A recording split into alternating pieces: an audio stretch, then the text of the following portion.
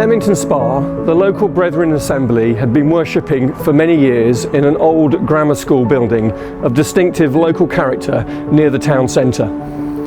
As the congregation aged and their numbers reduced, they had to come to the decision in 2006 to close the assembly and leave the building.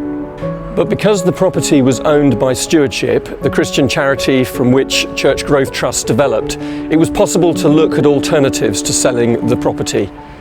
That strategic location near the town centre meant that it was an opportunity for another church looking for premises. We could see that the property had great potential, which could be realised through an ambitious programme of remodelling and extension. To this end, we worked with the church to make that possible.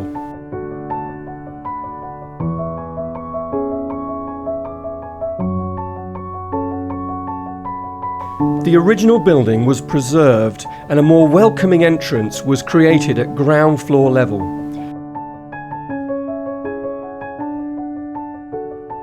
Upper floors were created to provide useful and attractive meeting rooms.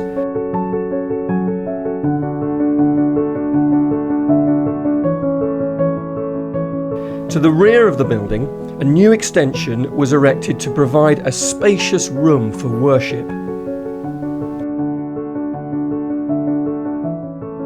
Working with Church Growth Trust was a real pleasure, particularly working with Giles, because even though this was a commercial arrangement, it was clear right from the outset that we were both after the same thing, and that was to take a church building that was literally falling down and restore it and turn it into what was the best church facility that we could make it.